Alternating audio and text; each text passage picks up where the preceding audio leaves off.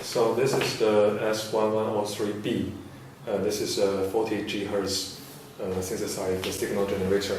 Saluki also have a 67 GHz generator. So you can see this is the front panel. Most of the operation is done on the front panel. There are a lot of keys here, so we will introduce it later. Let's first see the side view. Side view, there is a handle here to lift the instrument, and some ventilation holes here to heat dispension. There is also a stitch of the Saluki logo. So this is the rear view. There are a lot of interfaces on the rear panel. You can find all the functions above it. For example, this is a triple in. This is a stop sweep in-out interface. Here is a power interface. You will connect a power cord to this interface, and when you want to turn on the instrument, you should first turn on this switch. Okay, this is another side. So we come back to the front panel. So we're back to the front panel. We want all these keys. First, let's see this. It's a power switch. When you turn on the power switch on the rear panel, you can press this power switch, and the instrument will turn on. So during its startup, we can introduce some interfaces here. This is the amplitude modulation input, the local frequency output input, and the most importantly, this is the test port. First, we want to introduce you all these soft keys here.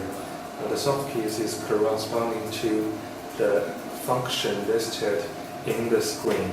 You can see this, the first key is corresponding to the CW. The second key is the start, something like that. All these soft keys are very useful during your measurement. Next, this is the knob. You can use the knob to do some macro change, macro adjust of your settings. The arrow keys do something like the knob. If you are not useful, you are not feel good about the knob, you can use the arrows.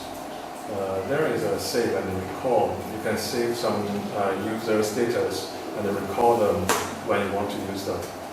This is a menu key zoom. Here is the most important zoom for all your operations. All your settings are done with these keys. For example, this is the frequency, this is the amplitude, sweep, and the modulation. All the functions are here, listed here. This area is the input area. You can use the numbers to input a frequency or amplitude. This is the unit, GHz, dBm, something like that. This is the preset and help. When all your settings is done, you should press RF on or off key to generate the signal. If you do not press the key, no signal will be generated. There is also a mode on and off key. This key is only used when you generate a modulation signal, for example, AM or FM signal. You should press this key, otherwise the signal will not be modulated. Okay, that is all for the front panel. We can see something like in the screen. You can see the frequency is listed here, power is shown here. If you press the mode on off key, you can see the mode will be on. Now the signal is a modulated signal. If you press this key again, it will be off. The same thing about the RF on and off. You press it, RF will be on. Here will generate a signal as your setting. You press it again, no signal will be generated.